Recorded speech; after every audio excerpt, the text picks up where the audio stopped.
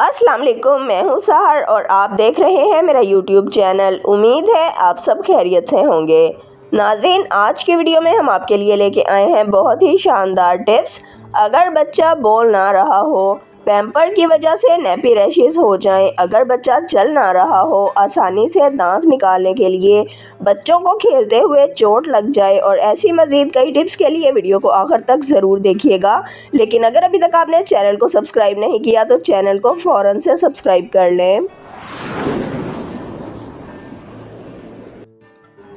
अगर बच्चा बोल ना रहा हो तो ऐसे बच्चे जो बोल ना सकें या ठीक तरह से बोलते ना हों, इनके लिए आज़मूदा टोटके। नंबर 1, जिस पानी से आटा गूंदें वो आटे वाला पानी जिसमें थोड़ा बहुत आटा शामिल हो जाता है, ये पानी बच्चे को रोज़ाना थोड़ा सा पिला दिया करें। कुछ दिन के मुसलसल इस्तेमाल से बच्चा बोलना शुरू कर देगा। नंबर 2, ऐसे बच्चे जो बोल ना रहे हों तो इन बच्चों को अनार खिलाएं। नंबर 3, बतख का अंडा फ्राई करके या उबाल के बच्चे को खिलाएं। ये तमाम टोटके ज़ुबान की गिरा खोलने के लिए बहुत लाजवाब हैं। पैम्पर की वजह से नैपी रैशेस हो जाएं तो पैम्पर की वजह से अक्सर बच्चों को नैपी रैशेस हो जाते हैं, जो बच्चों के लिए बहुत तकलीफ़ देह होते हैं। नैपी रैशेस ख़त्म करने के लिए एक प्याली में सरसों का तेल और पानी हम वज़न लेकर अच्छी तरह मिक्स कर लें और मुतासरा जगह पर लगाएं। रैशेस जाते रहेंगे।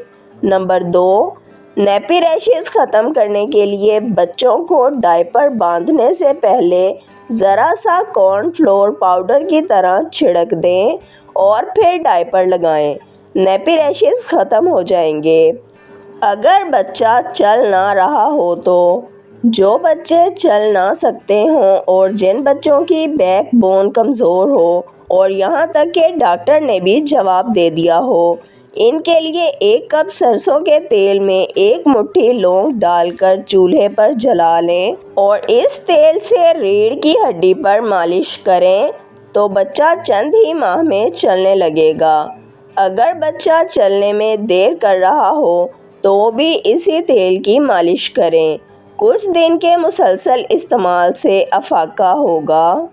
बच्चों के दांत आसानी से निकालने के लिए, बच्चों के दांत निकालने का वक्त बहुत मुश्किल होता है।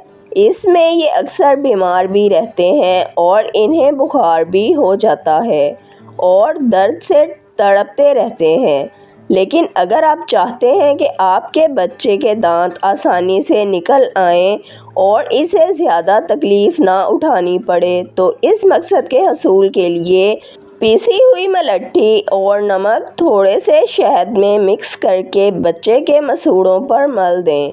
इससे आपका बच्चा दांत निकालते हुए ज़्यादा तकलीफ़ महसूस नहीं करेगा।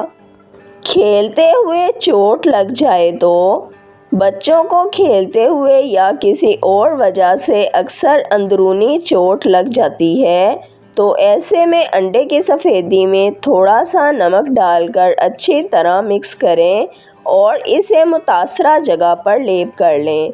1 या 2 बार इस्तेमाल करने से ही मुकम्मल आराम आ जाता है।